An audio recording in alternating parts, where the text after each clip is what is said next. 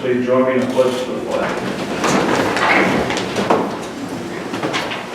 I pledge allegiance to the flag of the United States of America and to the republic for which it stands, one nation, under God, indivisible, with liberty and justice for all.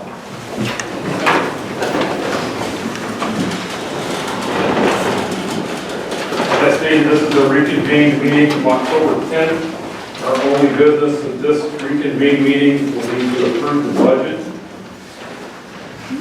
Before we approve the budget, I'd like to make a couple of comments. I would like to thank the Finance Committee for all their hard work. Obviously, without this, we couldn't have done that. We made some very hard decisions.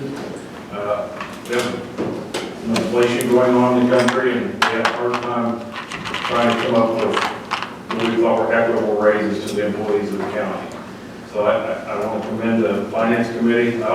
George isn't here, but I also want to commend his office and his help for everything that they did. We couldn't have done this without their assistance.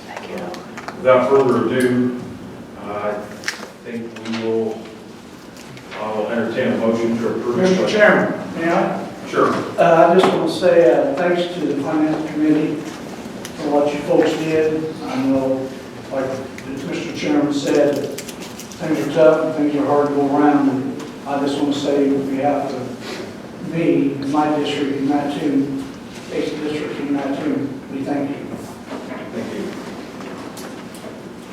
I guess before we vote on this, is there any discussion? If there's no discussion, I'll entertain a motion.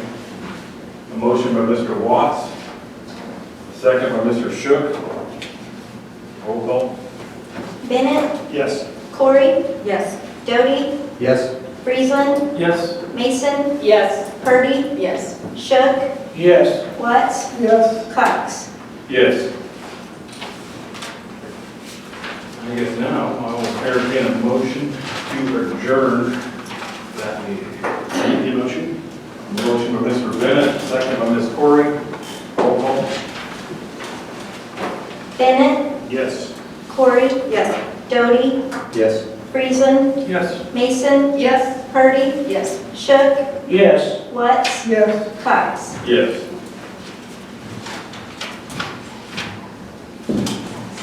Now, we will convene the meeting for November 4th.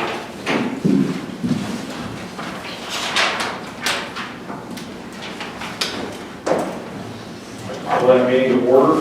Roll call. Bennett, Here. Clayton, Corey, Here. Doty, Here. Dowdy, Friesland, Here. Mason, Here. McDevitt, Purdy, Here. Shook, Here. Watts, Here. Cox. Here.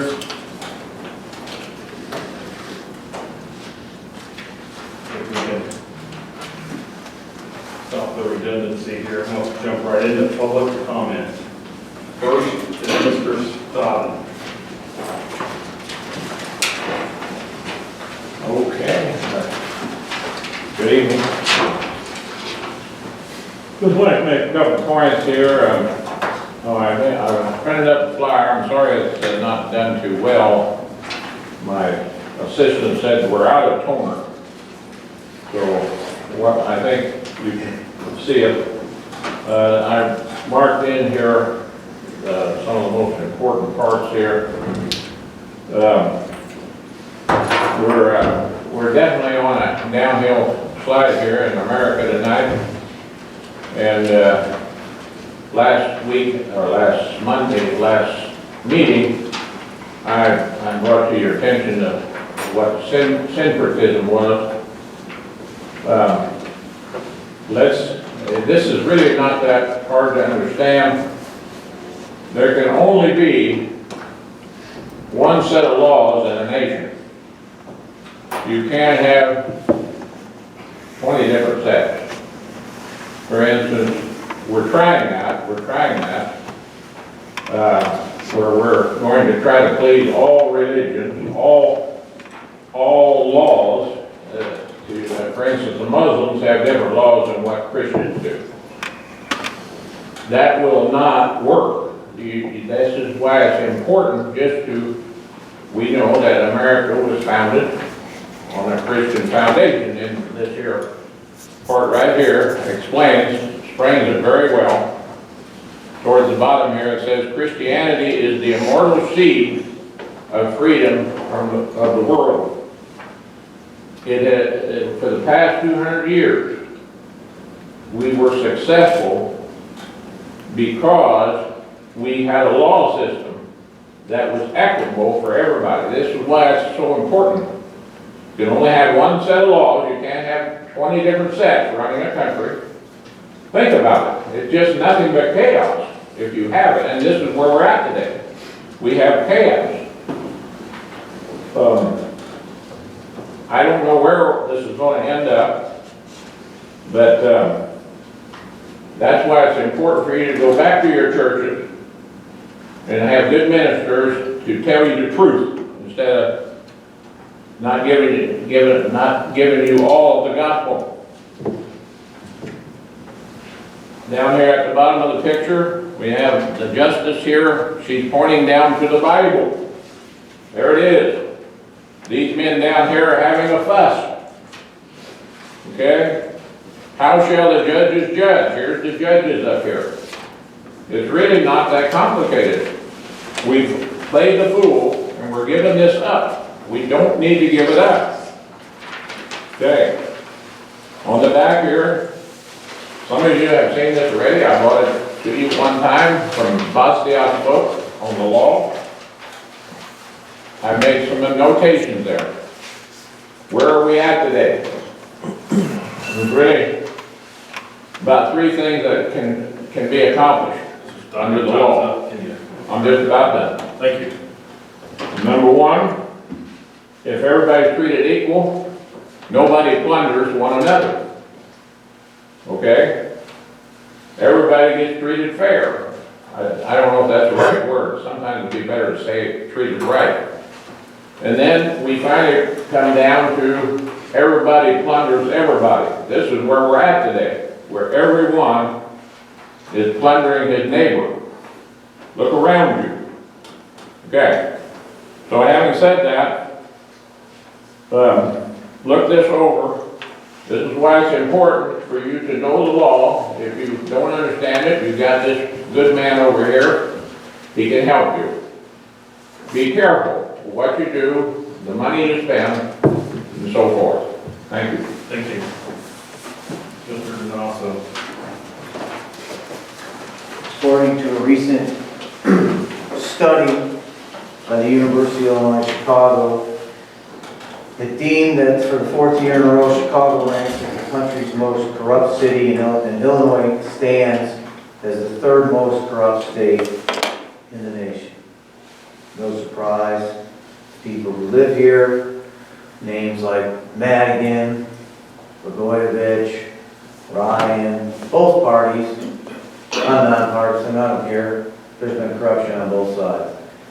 But it doesn't start at the state level, and it doesn't start at the federal level. Yeah, that gets all the attention. Politicians get corrupted at the local level. It just gets worse as they climb the ladder. People with political aspirations that climb the ladder that are corrupt at a city council level, or a county board or commissioner level, or a school board level, or any other position where they violate the public's trust. That's where it all starts. Now, we've been coming here a long time. Some of you don't like some of the things that we say. Some of you don't like the way it's presented. That's fine. But I stand on the facts, and I stand on what we have discovered. Some of you weren't even around for the 8 years. Some of you were. Some of you have been here for a long time, and you refuse to listen. And you refuse just to look at the merits of what we say. You don't like our tone, you don't like me, whatever. That's fine. That's totally fine. But what we say is the truth. And it's going to come out, and when it comes out, everyone who was involved in this, because there's been illegalities, this isn't a matter of taxpayers crying because they had to pay more. Every single person is going to be exposed, and we are going to shed so much light on it, and it's going to be exposed, and we're going to root out the vermin. We're going to root them out, because it starts at the local level. And I'm sick of turning on my TV set and seeing state corruption, federal corruption, and I know what's going on down here. And some of it are criminal offenses. I'm not going to get into it, because there's a court case, but they are. And I can't wait. Like I keep saying, I can't wait till we get some sort of judgment, because if our case is looked at for the merits and for the facts, we're going to win. And those people that have lied, and have lied in this room to the public, and that have misused the public trust, are all going to get exposed. And I guarantee you, if they're still in office or holding an office, we're going to make sure that we root them out. Because that's the only way we, the people, are going to be able to clean this state up. It's not going to be by people getting busted by the feds at the state level. It starts with us at the local level. So it's going to happen, and when it does, you're going to have to realize that we were telling the truth the whole time, whether you don't like me or what we said. Thank you. Thank you. Mr. Dale.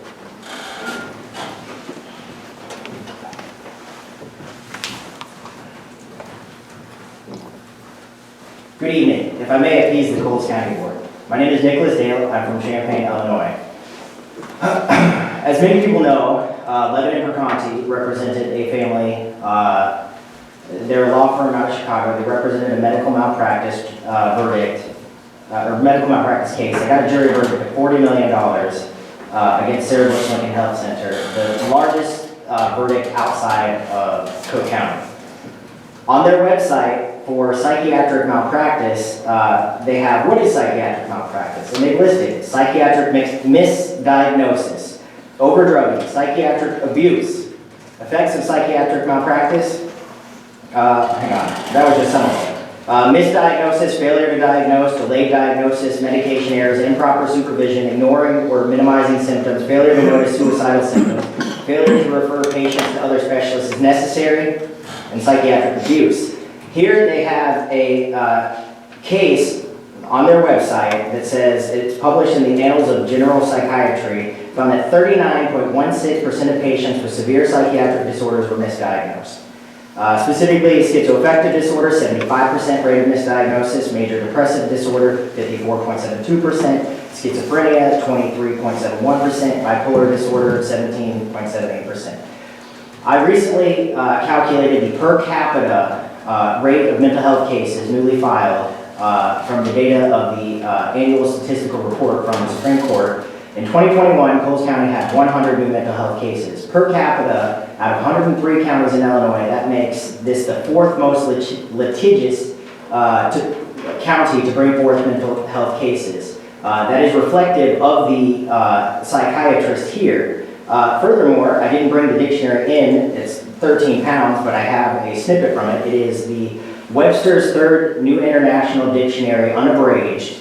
And one of the definitions for the word rape is an outrageous violation as of a fundamental principle or institution.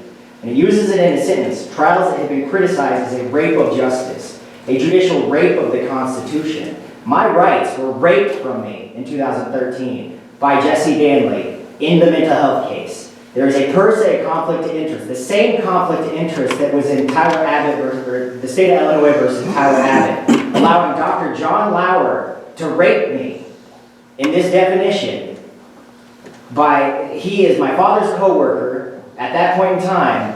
That was a per se conflict of interest. There's many 405 ILCS criminal violations that happen.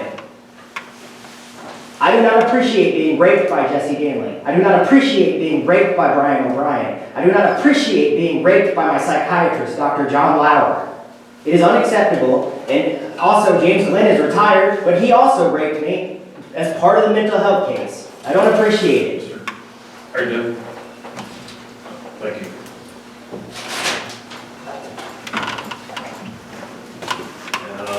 Our last speaker is Mr. Gaither. Yes. Wow.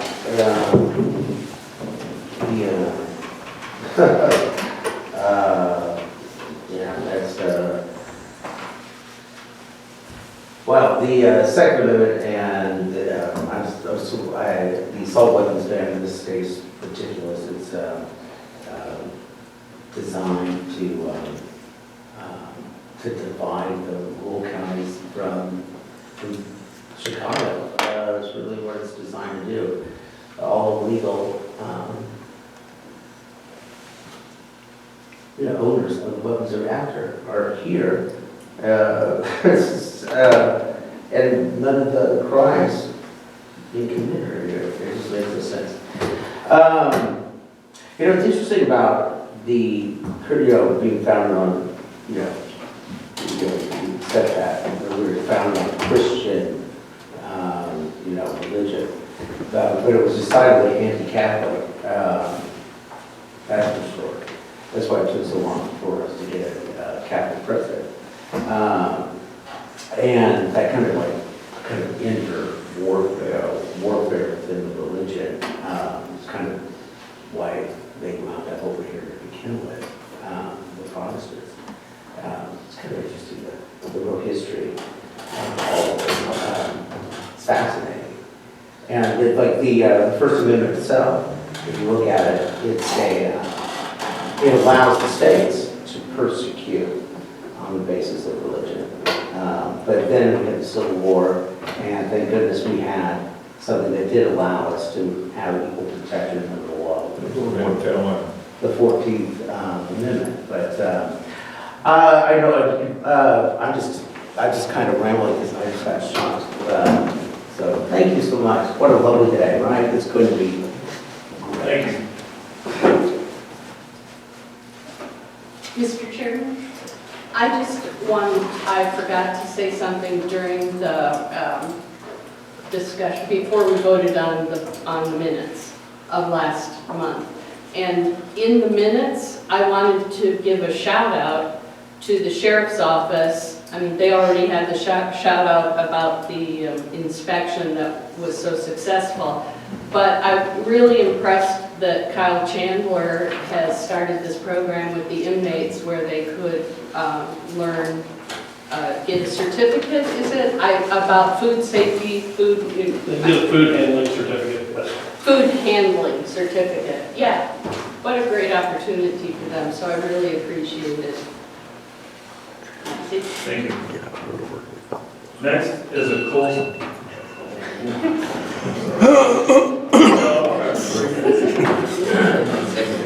Are we done? I'm like, there's a proclamation for the NAW. Normally the chairman would do that, but Nancy has done such a great job in this field that I wanted to give her a shout out.